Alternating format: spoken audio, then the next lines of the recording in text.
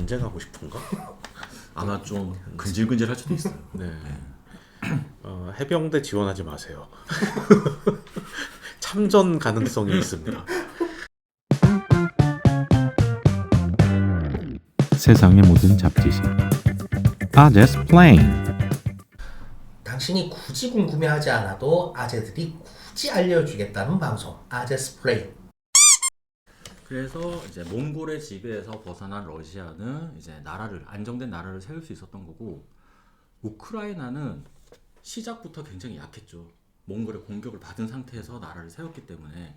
그래서 어떻게 됐겠어요? 그 턱 트인 그 나라에 우크라이나가 딱 들어섰으니까 주변국의 침입이 많았겠죠. 예. 특히 이 폴란드가 굉장히 우크라이나를 압박합니다. 예.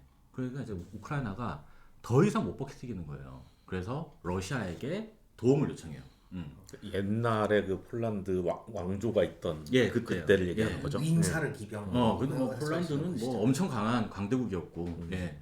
그런 강대국이 우크라이나를 공격하니까 우크라이나가 러시아에게 도움을 요청합니다. 예. 그래서 이제 러시아가 오케이, 우크라이나를 도와주러 와요. 이때 러시아와 우크라이나가 조약을 맺는데, 이건 좀 중요한 조약이에요. 펠레아 슬라프 조약이라고. 이게 좀 오늘날까지 좀 논란이 되고 있습니다. 예. 이 펠레아 슬라프 조약에 러시아는 어떤 입장이냐면, 이 조약으로 러시아는 우크라이나를 합병한 거다. 이거는 합병 조약이다. 그 당시에 예, 합병이 됐다. 예. 그리고 우크라이나는 무슨 소리냐? 이거는 군사 조약이다. 뭔 합병까지는 안 간다. 예. 이게 아직까지도 논란이 되고 있어요. 이게 우크라이나 교과서, 러시아 교과서에 다르게 적고 있는 거죠. 예. 어쨌든 뭐 이런 식으로 이제 우크라이나는 러시아의 도움을 받습니다. 그래서 러시아가 폴란드랑 치열하게 싸워요. 와, 근데 이게 안 되겠는 거야, 둘 다. 이대로 가다가는 우리 둘 다 죽겠다.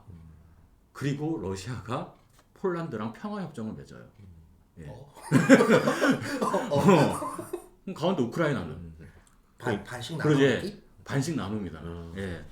우크라이나 진짜 한가운데를 지나가는 강이 있거든요. 드나프로 강이라고. 그 드나프로 강을 기준으로 동쪽은 러시아, 그리고 서쪽은 폴란드. 예. 요렇게 해서 이때부터 이제 우크라이나는 좀 지배를 받는 역사가 시작되는 거죠. 그거 나중에 폴란드가 똑같이 당하지 않아요? 예, 똑같이 나갑니다. 맞아요. 이게 폴란드가 아까 형님께서 그 강력한 중앙 집권의 그런 나라라고 하셨잖아요. 예. 내가? 왕이. 예, 왕이. 예. 근데 이 폴란드가 시간이 갈수록 중앙 집권에 실패하게 돼요. 예. 그래서 세력이 약해진 틈을 타서 러시아가 이제 폴란드를 공격하고, 폴란드가 차지한 우크라이나 지역을 다 차지하게 되는 거예요. 예. 그러면서 시간이 꽤 오랫동안 몇백 년 이렇게 지배를 받아요. 예. 그리고 드디어 이제 우크라이나한테 독립의 기회가 찾아오는데, 1917년에 러시아에서 혁명이 일어나요. 붉은 혁명. 예. 이때 레닌이 이제 볼셰비키를 이끌고 11월 혁명을 일으키죠. 그리고 이때 세계 최초로 이제 사회주의 국가가 생겨나죠. 예, 소비에트 사회주의 연방, 소련. 예. 자, 그리고 요렇게 조금 혼란스러운 틈을 타서 우크라이나가 독일의 좀 지원을 받고, 독일을 이용해 독일을 끌어들여서 이제 독립을 하려고 합니다. 예. 하지만 안타깝게도 뭐 소련이 가만두지 않았겠죠. 예. 그럼 폴란드 절반, 러시아 절반 지배를 받고 있는 와중에 독립을 하려고 아니 했었던 아까 그래서 폴란드가 약해졌을 때 러시아가 맞아 밀고 들어와서 우크라이나에 다 남은 먹고, 절반까지 다 먹고. 예. 다 먹고. 어려워. 예. 예. 어쨌든 이렇게 생각하면 돼요. 그냥 러시아가 우크라이나 다 먹었다. 다 먹었다. 그리고 1917년에 러시아가 이제 혁명이 일어나서 소련을 세우고, 예. 이 혼란스러운 틈을 타서 우크라이나가 독립해보자 라고 해서 들고 일어나요. 그런데 뭐 당연히 독립은 실패합니다. 예. 당연히 이제 독립은 실패하고, 요때 이제 우크라이나는 우크라이나 소비에트 사회주의 연방이라는 이름을 갖게 돼요. 이때부터 이제 우크라이나라는 이름이 생긴 거죠. 사실 그러니까 그 독립이 완전히 실패했다기보다는 그때 당시에 소비에트 연방 그러니까 소련 같은 경우에는 내세웠던 것 중에 하나, 그러니까 슬로건으로 내세웠던 것 중에 하나가 소수민족 독립이라는 슬로건 자체는 내세웠어요. 독립을 해서 우리한테 꿇어라. 아, 독립을 하고 연방에 들어와라. 네. 그렇죠. 예. 흡수하겠다. 그래서 연방이라는 이름이 그러니까 붙어있었어요. 소비에트도 연방이고 네네네. 미국도 연방이고 그렇긴 하죠. 근데 아주 느낌은 다른데. 그렇긴 네. 한데 네. 어쨌든 이거는 레닌 때까지. 예, 레닌이 이제 소련을 세웠잖아요. 레닌은 맞아요. 독립을 한 상태에서 연방에 들어와라. 그래서 레닌은 최대한 우크라이나의 그 자율성을 인정해 줍니다. 언어도 쓰고 문화도 써. 그 대신에 너네는 소련이야. 이렇게. 하지만 다음 등장하는 그치. 사람이 강철의 예. 서기장이죠. 다음에 등장하는 사람이 저는 공산주의자라고 하는데 대부분의 사람들은 전체주의자라고 하는 스탈린. 예, 스탈린은 그런 거 없어요. 소련은 소련이다. 소련은 소련이고, 이때 참 우크라이나가 고난을 많이 봤죠. 모두가 고난을 겪고. 예, 모두가 고난을 겪죠. 예. 물론 중국은 소수민족을 인정을 안 하나요? 하긴 하는데 안 하죠. 이게 무슨 말이냐면 소수민족 중에서 그나마 자치권을 가지고 있는 민족이 몇 개 안 돼요. 그 중에 하나가 조선족이고 그 나머지 같은 경우에는 지들끼리 문화상품 팔아먹고 지들끼리 사는 것 자체는 괜찮은데 행정권을 달라던가 자치권을 달라던가 기타 등등 하면 이제 탄압이 들어가고 특히나 위구르족 같이 우리 나라 따로 세울래라고 하면 니들이 탄압이 뭔지 까먹었구나라고 하면서 좀 보면 내가 안 맞았지 요즘에. 수용소도 세우고 장기도 떼갖고 팔고 고문도 하고. 중국은 이제 연방 개념은 아니고 전혀 아닙니다. 중국은 그냥 하나의 국가? 그냥 우리나라야. 니네 다 우리나라야. 중국은 연방 개념이 없어요. 연방 개념은 그 나중에 뭐 제 파트에서 좀 하긴 할 건데 연방 개념은 그 동아시아에서 탄생하기엔 힘든 개념이에요. 유럽적인 개념. 그래서 저도 궁금한 게 있는데 대만 있잖아요. 네. 그 올림픽에 보니까 요즘에는 대만이라고 안 쓰고 뒤에 뭐 중대만 뭐 이런 식으로 쓰던데. 그거 예. 그게 이제 홍콩도 따로 나오고 대만도 따로 나오는데 이게 왜 따로 나올 수 있냐면 그 월드컵이나 뭐 이럴 때 보면은 영국이 나오지만 스코틀랜드 따로 나오고 웨일즈 따로 나오고 그런 개념. 그런 개념이거든요. 중국도 그 대만이 외교적으로 인정이 안 되나요? 안타깝게도 조금 안 해주는 나라가 더 많습니다.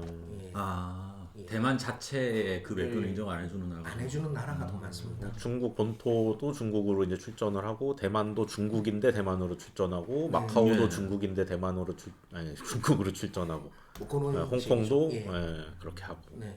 근데 뭐 요번에 대만 총통이 새로 들어오면서 취임성에서 한 거 보면은 거의 중국한테 도발을 하듯이 싸우자는 말, 그러니까 독립하겠다는 말 빼고는 다 했거든요. 그래서 뭐 그거는 다음에 그거 다룰 때 얘기하긴 하고. 네. 어쨌든 뭐 대만은 중국 입장에서 이제 자치권을 부여한 중국이다. 뭐 이 정도로 보고 있겠네요. 네, 중국 입장에서는 그렇고 대만은 요번에 그 취임사에서 얘기한 게 그 나라 그 전통은 우리가 너희보다 더 됐을 걸. 너희 70년밖에 안 됐잖아. 우리는 100년 넘었는데. 라고 대만 총통이 날렸죠. 완전 중국을 다뤄야겠네. 그냥 중국 할까요? 계속 하시죠. 어디까지 했죠? 스탈린. 스탈린. 특히 스탈린이 우크라이나를 가만두지 않습니다. 스탈린은 이제 이 소련을 농업 국가에서 본격적인 산업 국가로 만들려고 했어요. 그 방법 중에 하나가 뭐였냐면 아까도 말씀드렸듯이 우크라이나가 굉장히 토양이 좋고 농사가 잘 되잖아요. 그래서 스탈린이 생각하기에 그래, 쟤들 농사 시켜가지고 저기서 나오는 농작물을 팔아서 그거를 산업화로 시키자라는 생각을 한 거죠. 그래서 이 스탈린이 모자란 놈이 어떤 방법을 취하냐면 공산주의 하면은 농사 하면은 다 이거 쓰잖아요. 집단 농장. 예. 이 집단 농장 뭐 아시다시피 뭐 일하는 사람이 있어요? 없어요. 모르지, 나 안 해봤는데. 안 해보셨어요? 집단 농장 이거 일 안 하고 싶어요. 또 해봤다 그러면 그게 이상한 거야.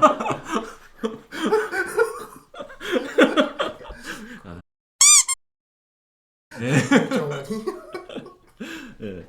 이 집단 농장 체제가 어떤 거냐면 그냥 열심히 하든 안 하든 그냥 분배는 똑같이.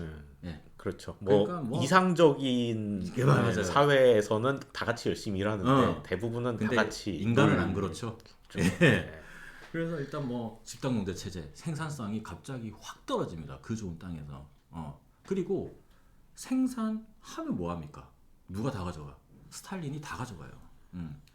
결국 이 좋은 땅에 700만 명이 아사하는 대기근이 발생합니다. 예. 이것도 요즘에 또 논란이 되고 있어요. 이게 러시아 입장에서는 이거는 그냥 정책의 실패일 뿐이다. 자연재해와 정책의 실패일 뿐이다. 근데 우크라이나는 아니죠. 우크라이나는 이거는 스탈린의 그 고의적인 학살이다. 의도했다. 예. 그래서 여기 이제 학살이라는 단어 홀로도모르라고 합니다. 예.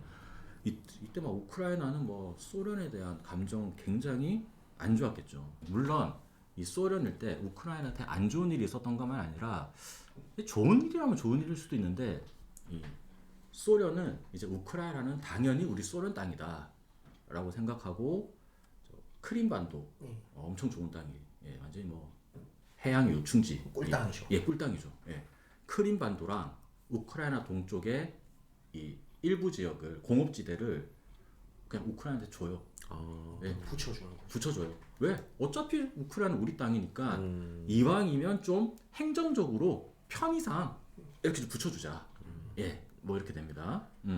그래서 뭐 최소한 그거라도 가져오려고 일단 뺏었구나. 그러니까 어차피 우크라이나가 우리 거니까. 그러니까 지금 근데 이제 독립하고 나서 러시아가 저거 괜히 줬는데 그러고 그런 것도 다시 크죠. 뺏어온 거 아니야. 그런 것도 크죠.